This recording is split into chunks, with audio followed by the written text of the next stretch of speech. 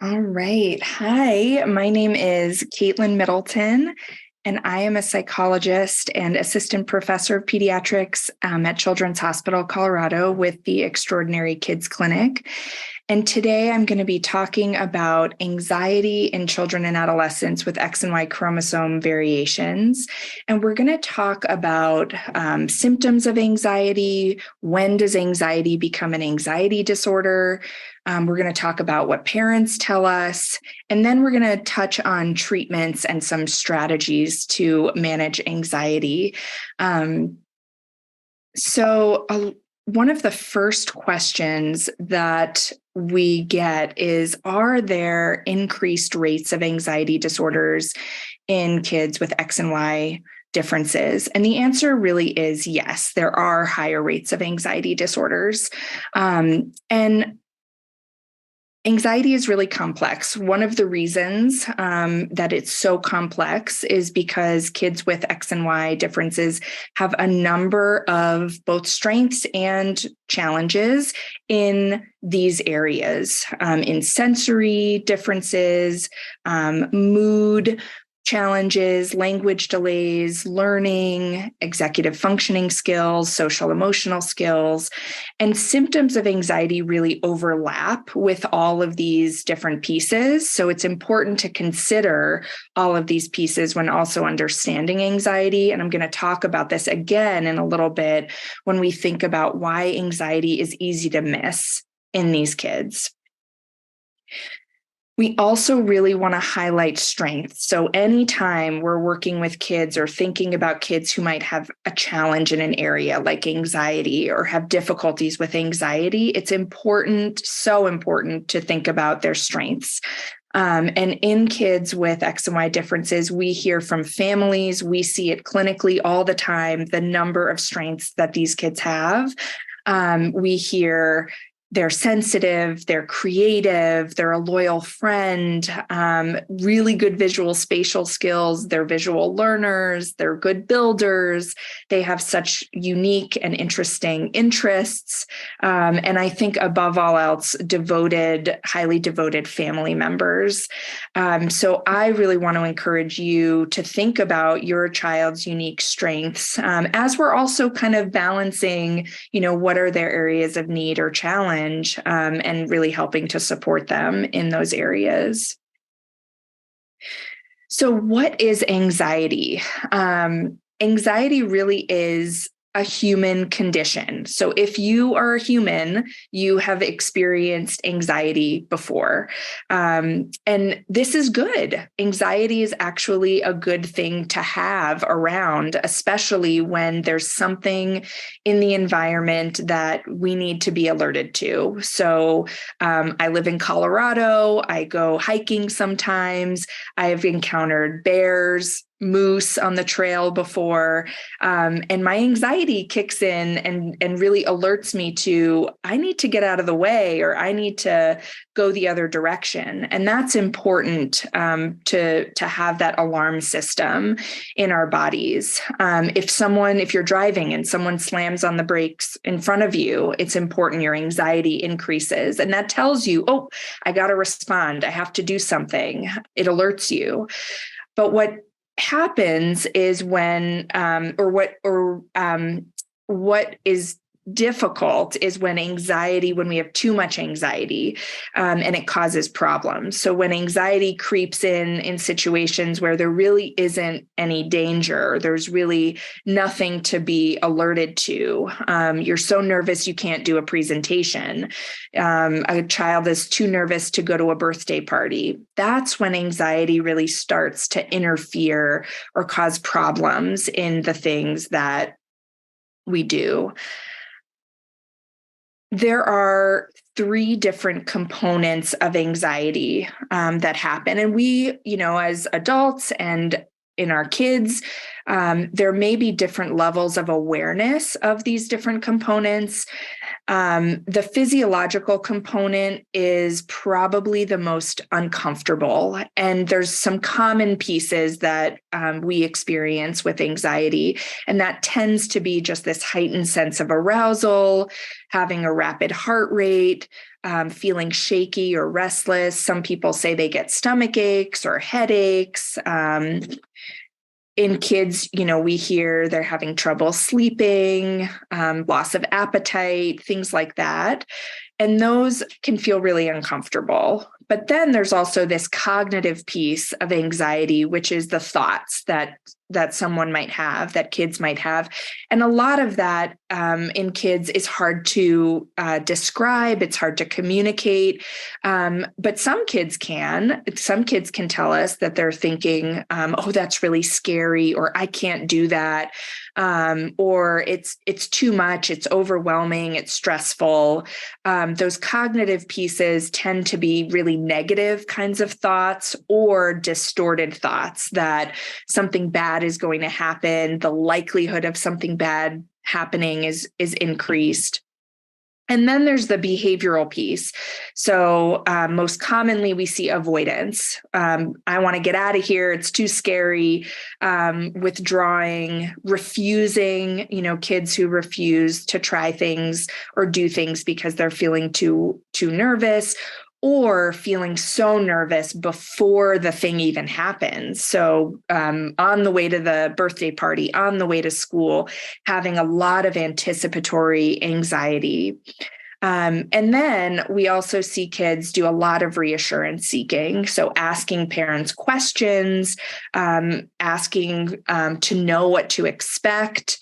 Those types of things are really common. And that is really part of that behavioral piece of anxiety.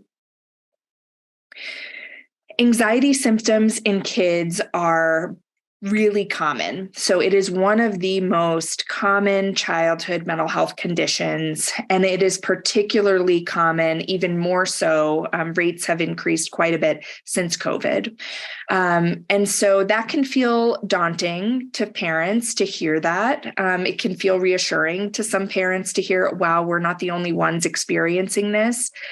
But what we like to tell parents too is that it's also very treatable. It's one of the most treatable childhood conditions. We have really good evidence for different strategies, different types of treatments, things that work really well for kids to be able to manage their anxiety, for their families to manage anxiety. And I think that's hopeful. So I always like to talk about that as well. I mentioned that I would come back to this, but anxiety is really easy to miss in kids with X and Y differences. And the reason for that is going back to all of those different areas in those circles. So things like language differences or language delays can make it really hard for kids to communicate about their anxiety for other people to understand. Sensory differences can make it hard to know, well, is this a sensory sensitivity, sensitive to loud noises or sensitive to textures, or is this anxiety, or is it both? Learning challenges or learning differences. A child who is really nervous to read in front of their class because reading is hard for them, or there's a reading disorder going on, versus a child who is afraid to read in front of their class and does not have a learning challenge in reading.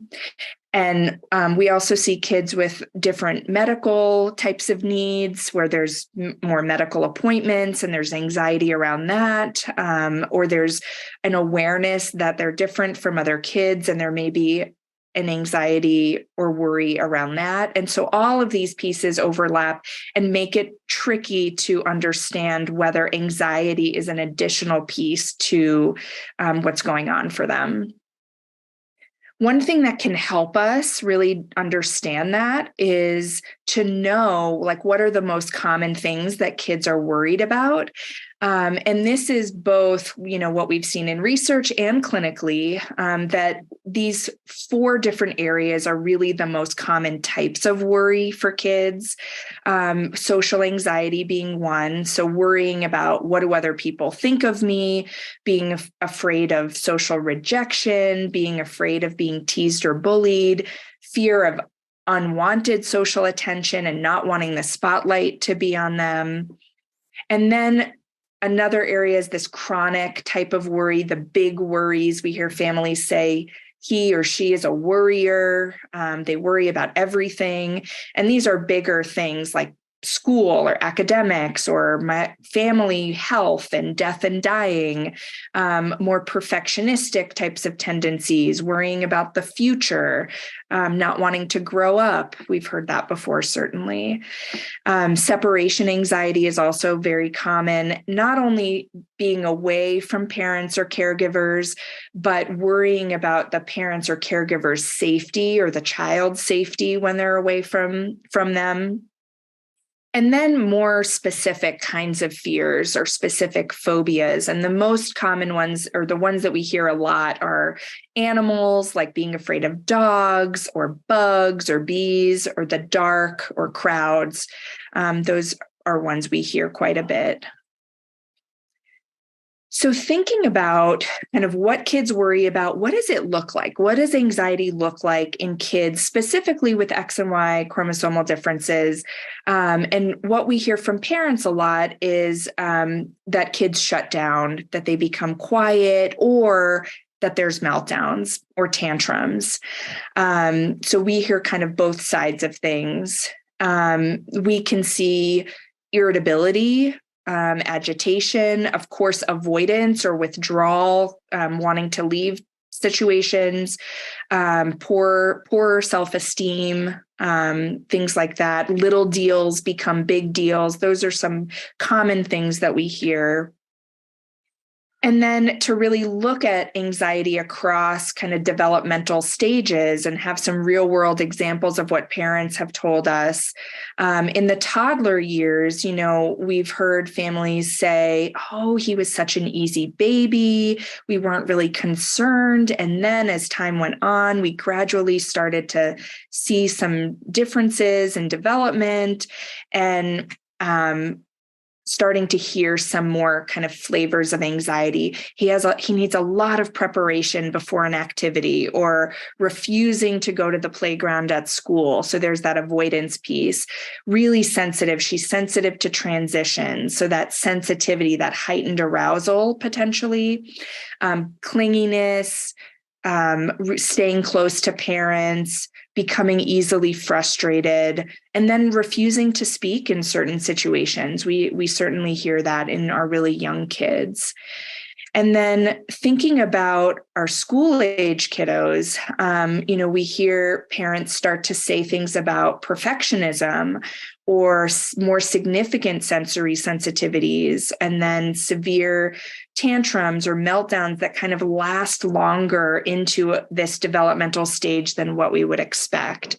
And I just want to pause and also say that this is not all encompassing, that you may have examples or things that really don't fit into some of these. These are just meant to be some real world examples of things we've heard from families, knowing that it doesn't cover everything. So for our school age kiddos, we might hear, she's upset if she doesn't get it right, that perfectionistic piece, or needing things to be a certain way, or sensitivity to sounds or crowds. The tantrums are severe and getting in the way, going from 0 to 100 in seconds. And that cues me into emotion regulation. There's also this kind of dysregulation piece, or having trouble managing or modulating emotions. That can be a cue that anxiety is going on. And then everything needing to be just right. And then thinking about adolescents or teenagers, we hear more about the withdrawal piece and the avoidance, continuing to hear about meltdowns as well, and maybe some social challenges creeping in, like not being able to kind of keep up with the social demands into adolescence that just really jump up so quickly. And some things that we've heard: avoiding schoolwork, having meltdowns with demands, like asking my teenager to clean their bathroom or put the laundry away, worried about being left alone, resistant to really trying something new. He never wants to go out of the house. He really wants to stay home. He's a homebody and doesn't really want to try new activities. And then a lot of screen time, because the withdrawal is so strong, or the avoidance, and screens can be a reinforcer of that. And also something to do. It's entertaining. So one important question is, when does anxiety really rise to the level of a disorder, right? We go back to anxiety is a human condition, but not everyone has an anxiety disorder. But it's really important to understand when it becomes a disorder, so we know kind of what to do and how to treat it and kind of where to start. So really thinking about anxiety starting to become persistent and excessive. So it's happening over and over again across a number of different contexts. It's happening at home, it's happening at school, it's happening with friends, it's happening in the grocery store, in the car, and it's getting in the way or interfering with kids having fun, doing things that they would typically want to do or like to do. And parents and families are having to work really hard. It feels exhausting to have to accommodate anxiety, and have to really make sure their kids are feeling comfortable.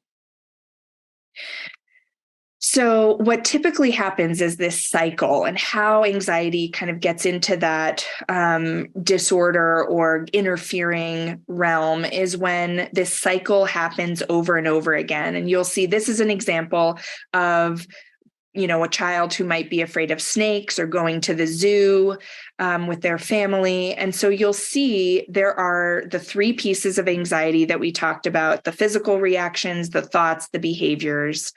And all of those pieces really lead to avoidance. I feel uncomfortable. I'm scared. I want to get out of here. So I'm just going to leave. I don't want to be at the zoo. I don't want to look at these snakes. Or a birthday party, or going to school. You can insert any number of worries here. And what typically happens is two things happen.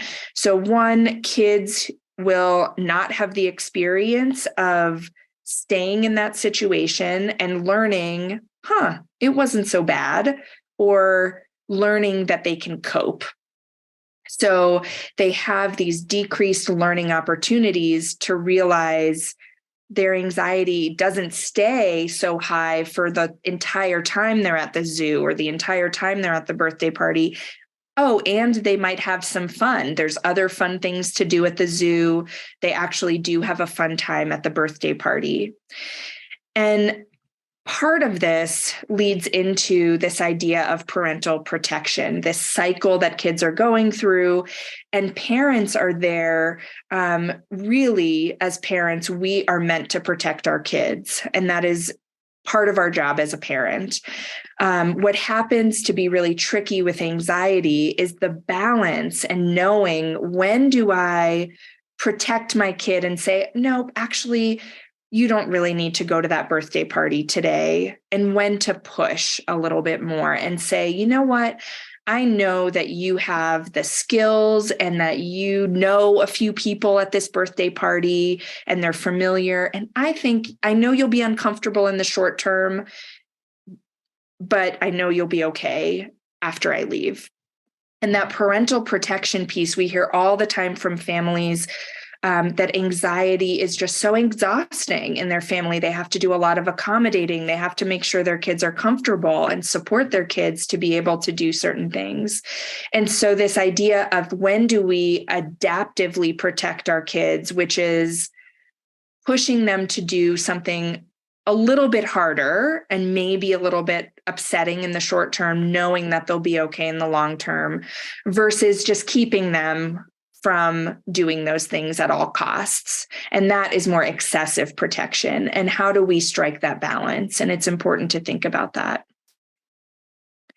And when do we consider therapy? So you're a parent, you've noticed that that your child is having worries or fears, it's starting to get in the way. I really think about seeking therapy when anxiety is getting in the way, or causing problems. And it can be causing problems for the family, it can be causing problems for the kids, or thinking about that things have worsened and there's been a change of some kind. Things that typically were working are no longer working, and families are feeling more stressed. I think that really rises to the level of seeking more support. And so getting into therapies or treatments, there's really a continuum of different types of treatment strategies and approaches, ranging from family-specific supports and parent supports, helping parents manage their own stress and own anxiety, to more formal interventions for kids and families through therapy. Medications are certainly an option for treatment and anxiety. And there may be other types of treatment outside of the mental health world, like speech and occupational therapy. I know that speech therapists that we've worked with have worked with kids on self-expression and being able to express themselves in terms of their emotions. Occupational therapists working on different sensory strategies and self-regulation or emotion regulation strategies. There can be school-based supports that kids receive and different community-based supports or peer activities. And then there's the yoga and mindfulness and relaxation types of strategies and activities. So there's a wide range of different supports. It does not have to be only talk therapy. And in fact, when we talk about adaptations and modifications for kids with X and Y differences, we'll talk more specifically about how talk therapy may not be the best approach. One type of therapy that I do want to highlight is called cognitive behavioral therapy. And this is really the treatment of choice for anxiety. And of course, in kids and in adolescents, and especially in kids and adolescents with learning differences, we really want to modify and adapt CBT to be more kid-friendly, to be more interactive, less language heavy. And so the goal, you'll see here, these are the core components of CBT, but the goal of CBT is really changing how you think and what you do and how you feel. And so that triangle, again, going back to the thoughts, the feelings, and the behaviors, that is really what we want to work on in CBT. So it's a very active, goal-oriented, experiential kind of treatment. One of the main strategies that we work on in CBT is calming your body, because those physiological feelings of anxiety are so uncomfortable. And really, we need good strategies to calm those sensations when they're happening.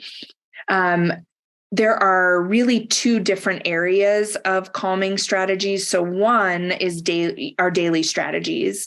And those are things that I think about as just healthy living strategies. So things like exercise and sleep, having a hobby or multiple hobbies that really make you happy, listening to music, traveling, time with friends, things that you're interested in doing or that kids are interested in doing. And those are things that we just do because they feel good. And those daily strategies are going to help bring our level of arousal, of dysregulation down a little bit. It's going to help us be ready to cope when something stressful does happen.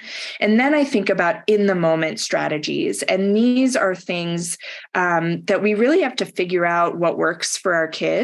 And some examples of these could be deep breathing, mindfulness, being present, focused, muscle relaxation, going outside, taking a pet for a walk, journaling, listening to music, taking a shower. There's lots of different kinds. And what I hear a lot from kids is, I don't like deep breathing. And you know what I say? I say, okay, we don't have to do deep breathing. That's only one strategy. And I think kids are kind of primed. They're introduced to deep breathing early on, and some really love it and some really do not love it. And I'm a proponent of find what works for your kid and do that. So deep breathing is just one strategy. I love to try it with kids, but it's not something that we absolutely have to do. The next piece, so that is kind of the body piece, the body awareness and managing the physiological piece of anxiety. The other piece is calming your mind. So managing those negative, unhelpful thoughts that happen with anxiety, and not only replacing those thoughts with positive thoughts. We don't want to think about only telling yourself everything's going to be okay or something overly positive. We want to say something realistic, like, I can do this, I'm brave. Having a mantra of some kind can be really helpful. We want to be realistic. I've done this before. It wasn't so bad. I can do it again. And sometimes kids are really good about developing that mantra and sticking with it. And other times, parents or other adults or school providers will need to prompt kids or really need to give them the language to use to tell themselves those things. And this piece is hard because a lot of kids may not have the awareness of what's going on in their inner world with their thoughts. And so part of therapy is really understanding what is going on and developing more self-awareness in understanding their thoughts and their emotional experiences. And then the final piece that we really want to do is encourage kids to be brave, encourage kids to do the thing that they are afraid to do. But the caveat here is with support. So with the support of a parent, a therapist, a caregiver, a school provider, other providers, and in little baby steps. So we don't want to do too much all at once. We want to do things a little bit at a time and face fears a little bit at a time. And this is really best done in the context of therapy. I would not encourage families who haven't been through a course of therapy to necessarily do this on their own. But an example of this would be, let's say a child is afraid of snakes or dogs. So they're going to have to see some snakes and see some dogs. If they're afraid of making mistakes in front of people, they're going to have to make some mistakes and actually experience what that's like. And again, I can't emphasize this enough. It's super important to do this a little bit at a time in baby steps and with the support of someone who knows this really well, who knows anxiety programming and therapy really well.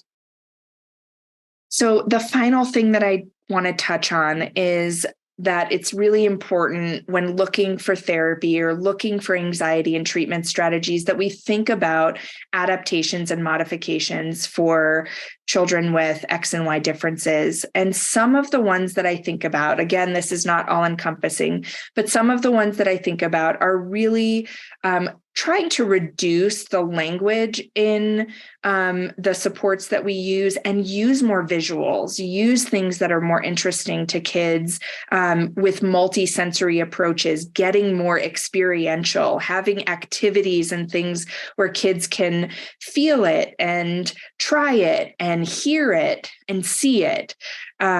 Doing lots of repetition, learning about emotions and learning about our thoughts. We need to do that over and over and over again to get that good repetition.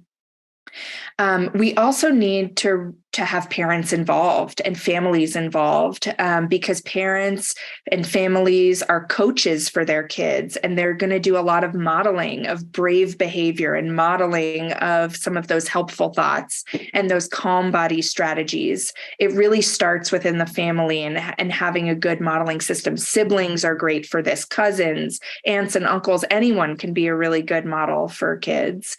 We want to also focus on skills difficulties. So if a child, let's say, is worried about talking to another person, but they don't have great conversational skills to begin with, we don't want to push them to go have conversations or talk to other kids yet. We want to work on those skills first and really set kids up for success before we push them to do something that is hard for them. And then going back to the very beginning of this talk and really thinking about strengths. So anything that your kids love to do, any hobbies they have, any of their interests, we want to pull those in and highlight those for kids that we're working with around anxiety, because anxiety is uncomfortable. Anxiety is hard to manage sometimes, and kids can start feeling discouraged about themselves. And so really building them up and building their confidence using their strengths is super important. And so I leave you with this, and we will now shift to our question and answer period. Thank you so much.